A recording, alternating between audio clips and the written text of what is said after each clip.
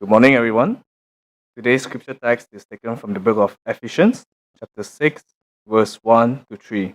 Ephesians, chapter 6, verse 1 to 3. Verse 1. Children, obey your parents in the Lord, for this is right. Honor your father and mother, which is the first commandment with promise, that it may be well with you and you may live long on the earth.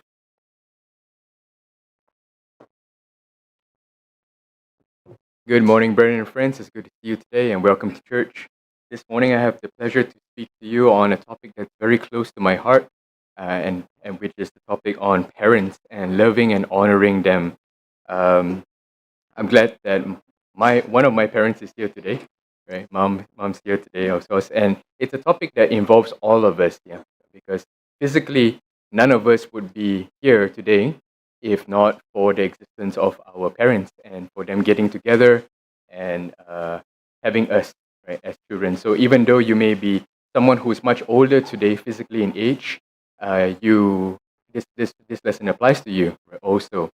And maybe some of you still have parents around. Even for those who are older, some of you may have lost parents along the way. Some of you are parents yourself as well. Some of you are preparing to be parents, right? So this topic from the Word applies to all of us. Over the past month and a few weeks, we celebrated Mother's Day and Father's Day in May and June separately. And as I was reflecting on this very commercial holiday, and honestly, those 2 days are suddenly a day where we all remember our parents and we do nice things for them, take them out for meals or buy them gifts, right? Um, they, I don't think it's enough really to appreciate what our parents do for us.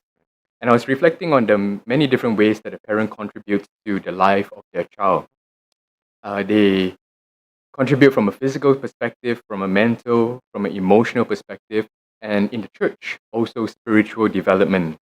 And over the years, as I've grown in my life, I begin to understand my parents better. We go through this cycle when we start our lives as children, we idolize them. And parents, to the eyes of a young child, they can do no wrong. And then we move into teenagehood where we start becoming frustrated by them. They don't understand us. We rebel against them. We get annoyed with them. And then later on in life, as we mature and grow older, we finally realize that parents are not perfect and they're human just like we are as well. But for the most part, I believe that parents generally try to do the best for their children in their own way and as much as they know how and as they can.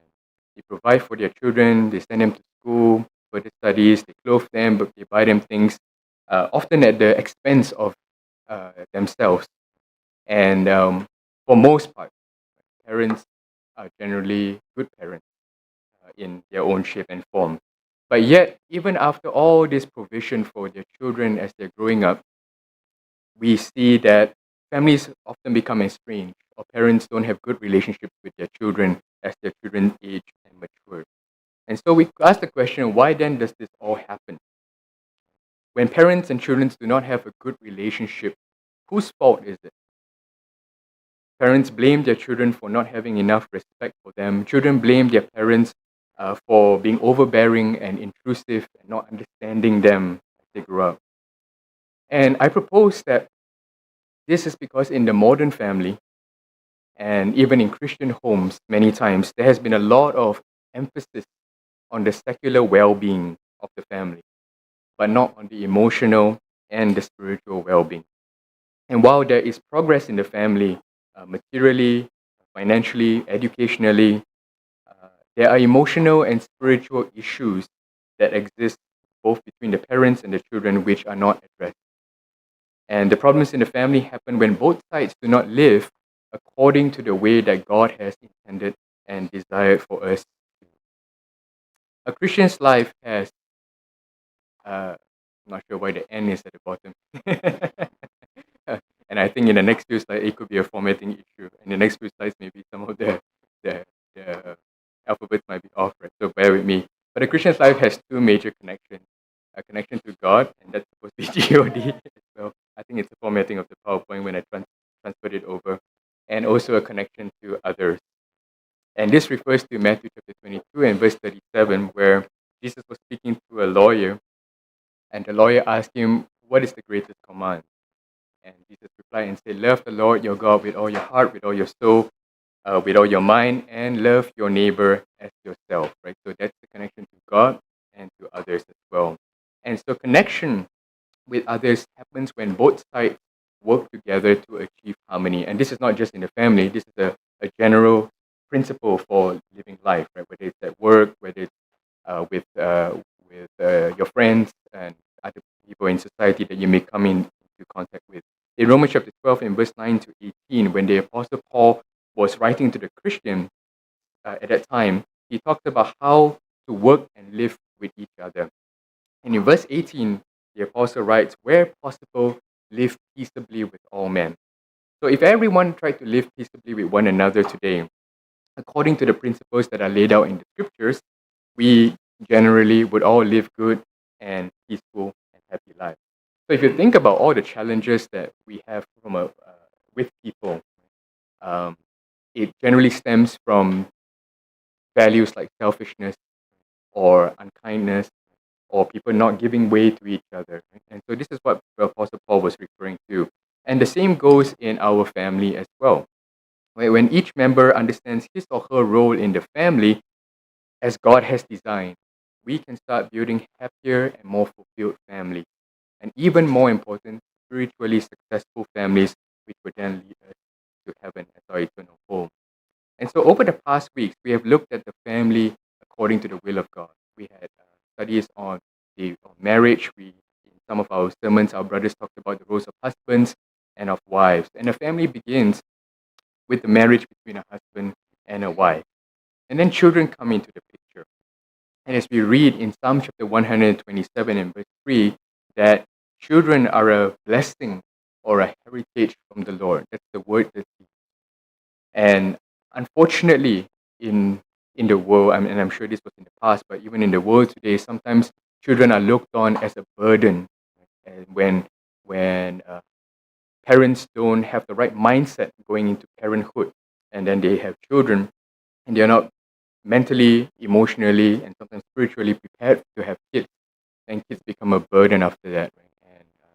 And parents complain about their kids, and there's a resentment that grows over the time of that child, as that child grows up as well.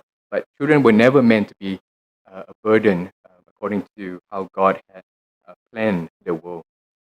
And then we see when children come into the picture, husbands become fathers, and principles that are laid out in the scriptures are like Psalms 113, where a father is encouraged to have compassion on their child.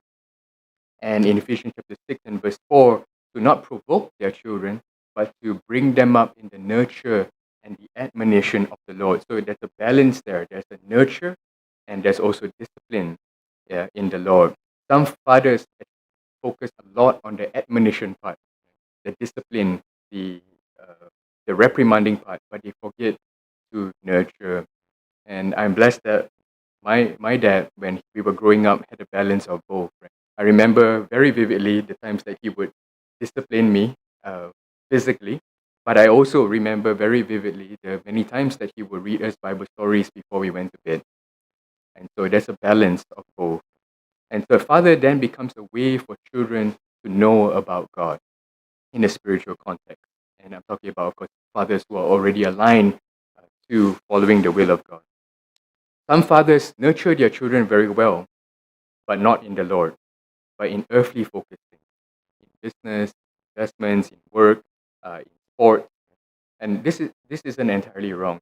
We should have a balance. But sometimes when the focus is so much on that instead of spiritual wisdom and upbringing, then the fathers have missed the mark. And so when children come along, wives then also become mothers. And the principles that we see in the word, principles like in Titus chapter 2 and verse 4 to 5, where one of the roles of a mother is to love her children and to be keepers of the home, to attend to her family's needs. And in 2 Timothy chapter 1 and verse 5, we read how mothers play such an important role in the spiritual and also, of course, physical and emotional development of their children, where in 2 Timothy we read of the example of Timothy's mother and grandmother, Lois and Eunice, right, and in their spiritual mindset, had such a big role to play in the life of Timothy, that Timothy then grew up to be an evangelist and spiritually successful in that, right? And so then what about the children? We read in Ephesians chapter 6 and verse 1 to 2, as Brother Nat read for us earlier. Children, then, we also have a duty to play, and that is to obey our parents in the Lord, for this is right. Honor your father and mother, which is the first commandment with promise, that it may be well with you and that you may live long on the earth. Now, in these passages that we see, fathers, mothers, and children, we see how God is at the center of the family. The role of the husbands is equated to Christ as the head of the church, as he is the head, as the father and husband is the head of the family. To love, to honor, to protect, and to cherish his wife, and to protect and to provide for his family. The role of the wife is equated to the church in Ephesians chapter 5, we read, as the bride of Christ, to submit to the spiritual authority of her husband. And then children, when we read here, obey your parents in the Lord. It is not just a command for children to obey your parents, but in the Lord.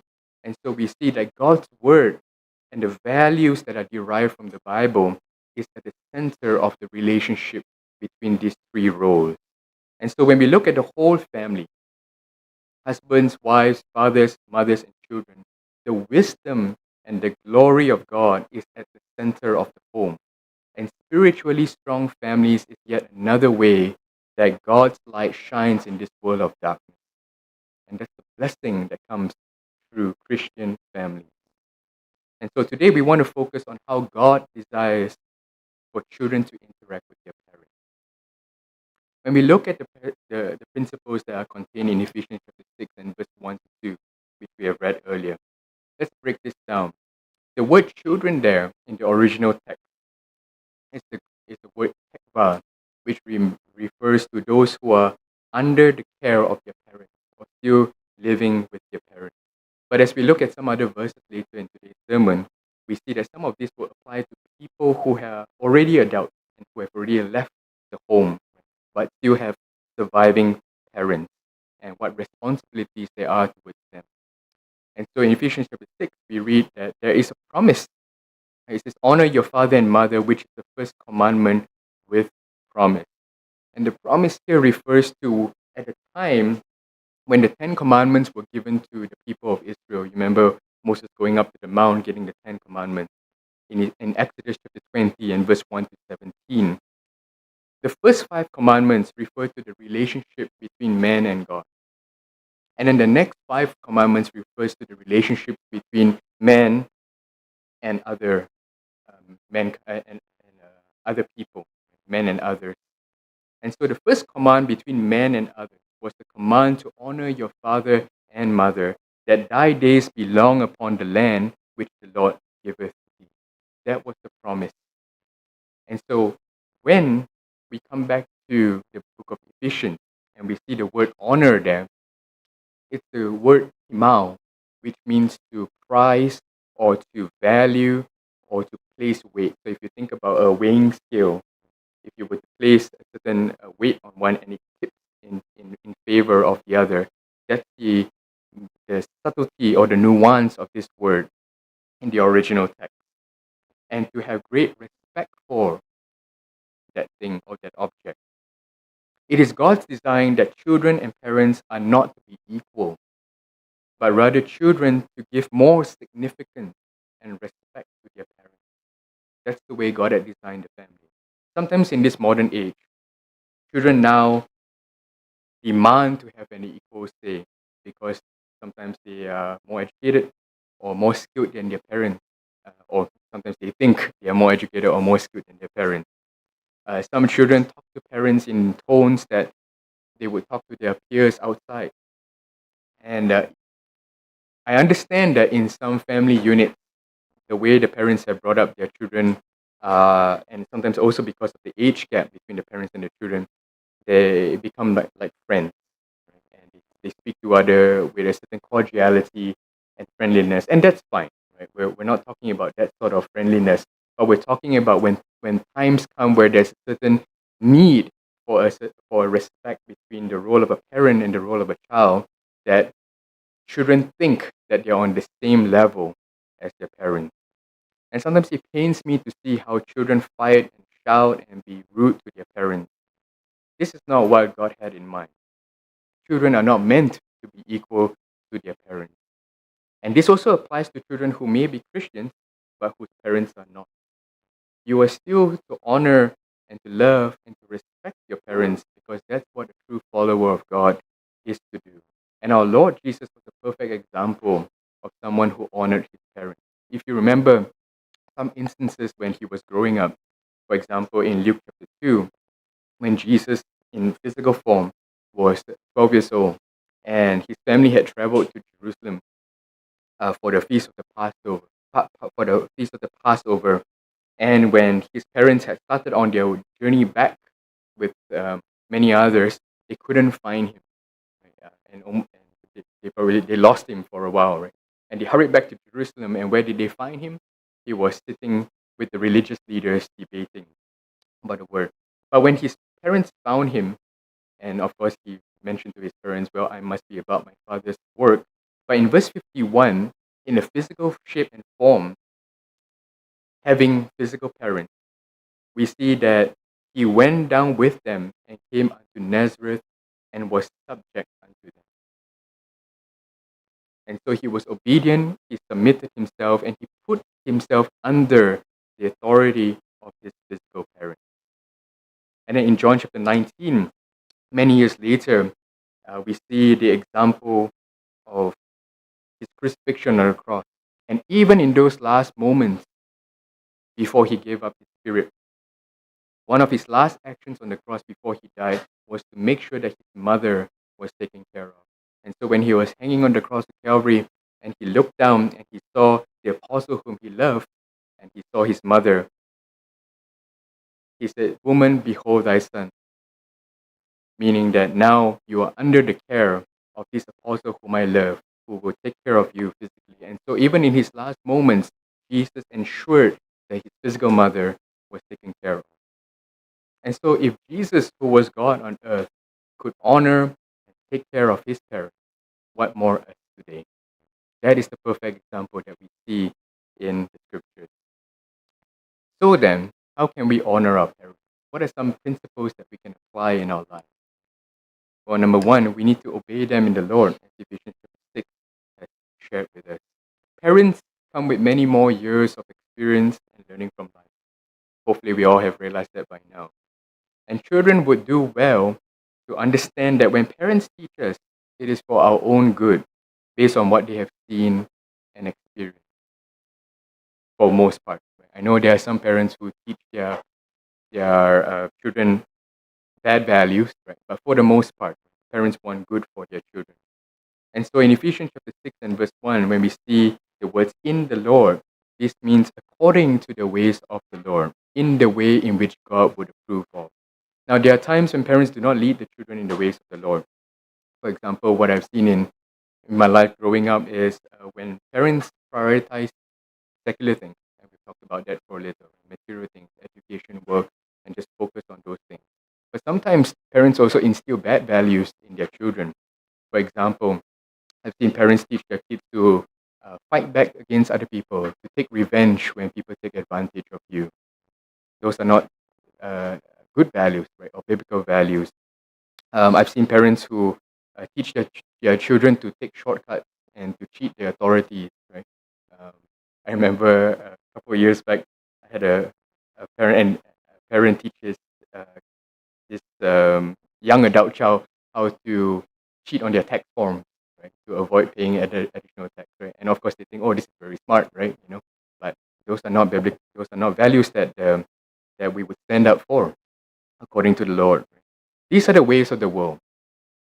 And children need to stand up against these things which are not right. But in all other things, when our parents teach us things that are according to the Lord's will, we need to be humble, we need to learn, and we need to obey our parents. In Proverbs chapter 1 and verse 8 to 9, the wisdom of God reads, "My son, hear the instruction of your father, and do not forsake the law of your mother, for they will be a graceful ornament on your head and chains about your neck. What about parents who are not believers or who are not followers of God? As a Christian, should I listen to them? Should I follow them? Well, we have principles in 1 Peter chapter 3 and verse 2, for example. Now, this passage, of course, is referring to Christian wives at that point of time whose spouses, husbands were not yet followers of God and Christians. And it reads here in verse 2, wives likewise be submissive to your own husbands, that even if some do not obey the word, they without a word may be won by the conduct of their wives when they observe your chaste conduct accompanied by fear. The principle here is that a Christian family member can win over a non-Christian family member through the way they live their lives and through their conduct. And so, as children, if we have parents who are not yet members of the Lord's body, that should be your priority to ensure that you get to your eternal home with your mom or with your dad if they're still surviving. Now, another reason to obey our parents is that sometimes parents serve as a caution sign for us when we are headed down the wrong road in life. I remember many years ago when I was learning to drive before I went for my exam, or during that period, my mom would take me to this big open parking lot behind our house and to teach me how to drive. It was a very scary experience at the time, but thankfully I had my mom next to me. And one and after I got my license, probably in the first or second month, we were driving down a road nearby the house as well. And if you remember when you start learning to drive a car, when you're a new driver, you are very focused on getting the things done right, holding your steering wheel, your gear, your brake, and all that. And there was a point of time where, as we were driving straight, there was a car that came out of the side, and I didn't see that car coming. And mom preemptively told me to stop and brake, right? And immediately there was a big jolt on the car, of course, and the car rushed through, and so that avoided an accident. And the reason why I didn't slow down earlier or stop earlier was because I was just so focused on driving straight, and I was so focused on the gears, and because there was a manual six shift car, yeah, that time, yeah, not auto like we do now, right? And I was so focused on getting the gears right, I wasn't seeing what was coming at the side, right? And my mom preemptively saw that and warned me. And so many times parents are like that. They have the advantage of experience and years ahead of us, and they see sometimes what's coming when we don't yet realize it. And that's the value that they bring. And so when parents counsel us according to the word, we need to remember that that's the Lord speaking when they counsel us according to the word of God. And we will be wise to follow that counsel. Consider also in 2 Timothy chapter 3 and verse 1 to 5, where the Bible reads, but know this, that in the last days perilous times will come, for men will be lovers of themselves, lovers of money, boasters, proud, blasphemers, disobedient to parents, unthankful, unholy, unloving, unforgiving, slanderous, without self control, brutal, despisers of good, traitors, headstrong, haughty, lovers of pleasure rather than lovers of God, having a form of godliness but denying its power, and from such people turn away. So here in this passage, it tells of a time that will come when mankind will turn away from God, and all these uh, behaviors which are ungodly are listed. And so when we look at some of these qualities, right, all of us would agree, yeah, that's definitely against what God would want, right? We look at things like boasters, proud, unloving, unforgiving, right? We say, yeah, definitely God will not approve of that. But interestingly, in all these that were listed, disobedient to parents is listed on the same level. And so that's how much God takes obedience to parents seriously. And so the point is that when we obeying our parents in the Lord is serious, and we need to abide by it because it will affect our entrance into heaven.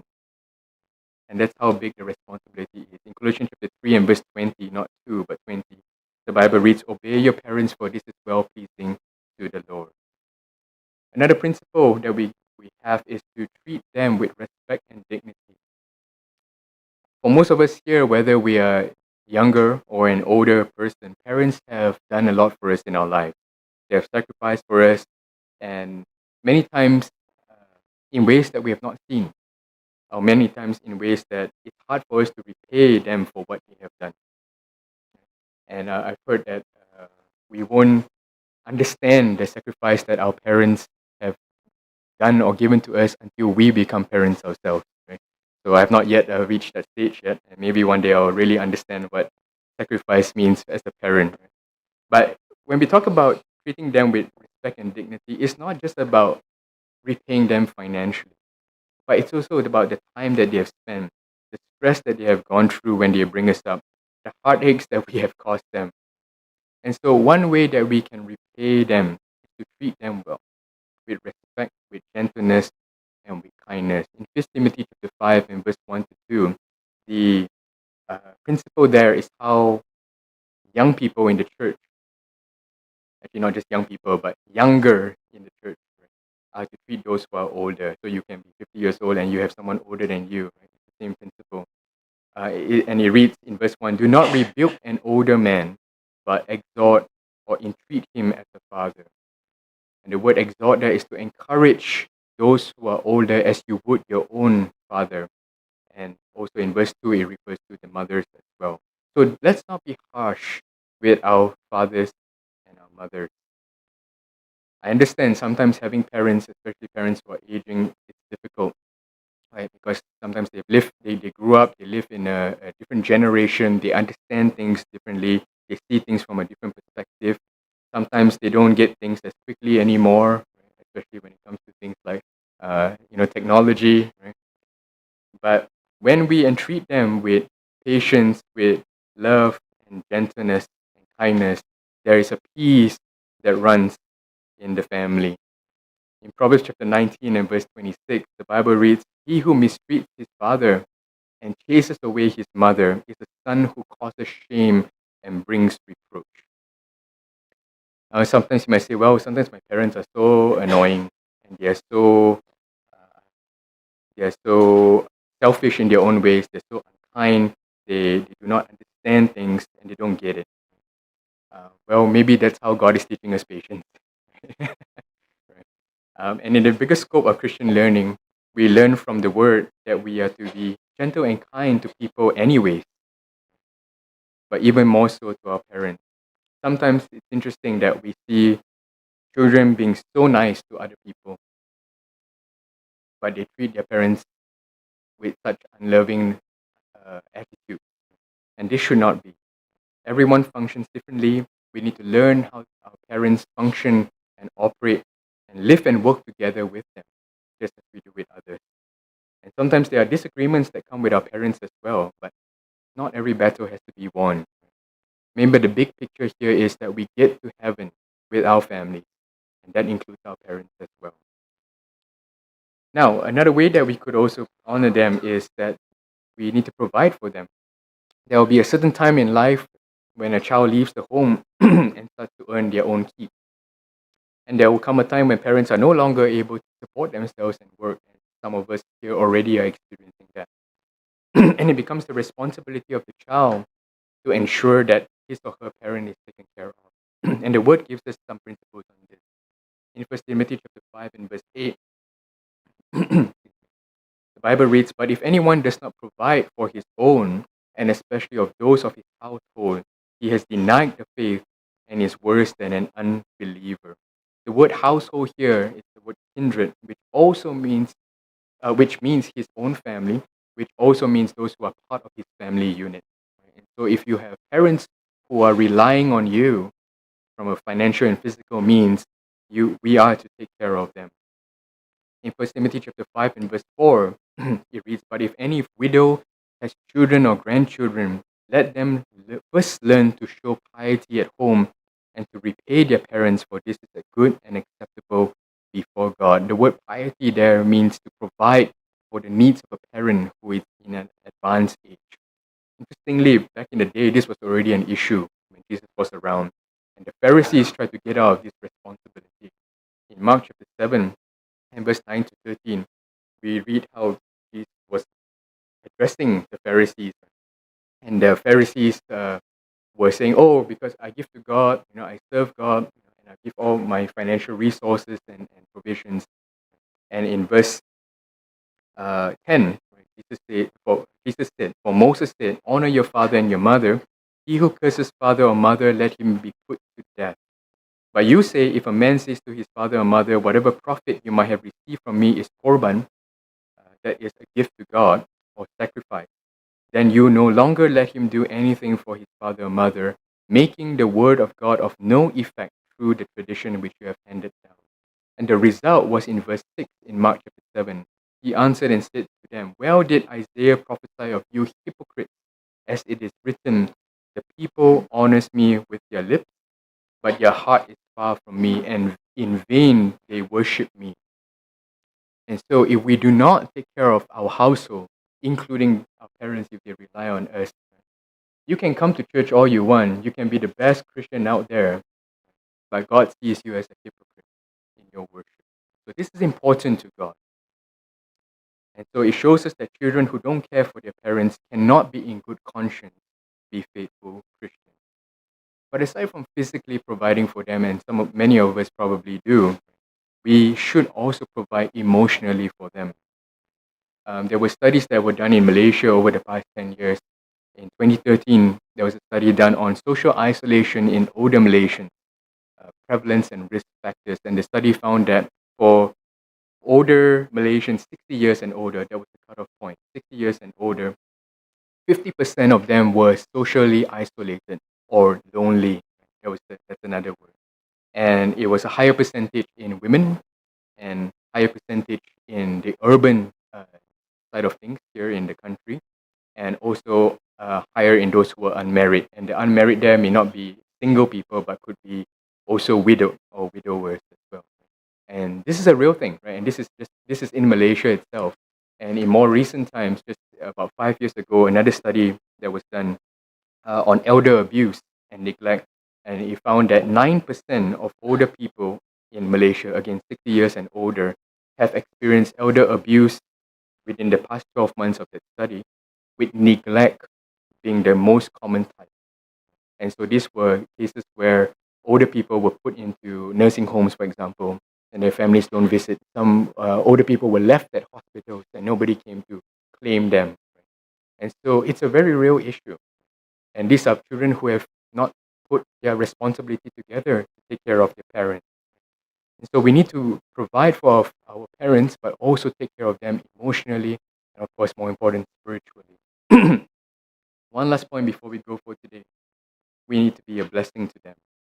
And as we look to Psalm 127 and verse 3, as we read earlier, the children are meant to be a heritage and a blessing given by God to our parents.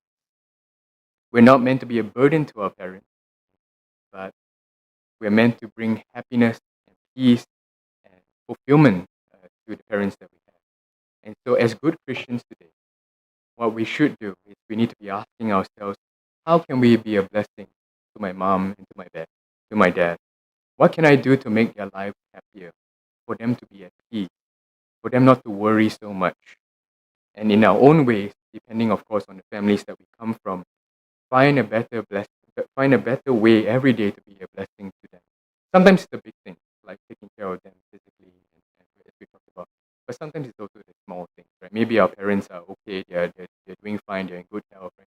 But it's also keeping them company. It's letting them that we love them, that we're still here, that we still care for them, that they're still important in our life. These are the many things that we can do for our parents. And that's what God would desire of us as children. And so I hope that today's lesson has served as a simple reminder to us that parents are to be treated with the highest regard in our lives. Life is short, and we won't always have our parents around. So while we have them, let's treasure them, let's love them, let's put more weight on them as our parents. Let's look to be better children, build better spiritual families, so that when life is over, we can all get to heaven together.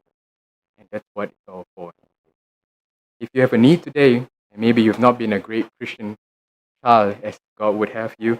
Never too late to turn around and be the right kind of child of God, but child of your parents as well. And maybe you've been studying today with us and you've not yet decided to become a child of God. It's the same relationship that God wants to have with you as well. Whatever your needs may be, why don't you come as we stand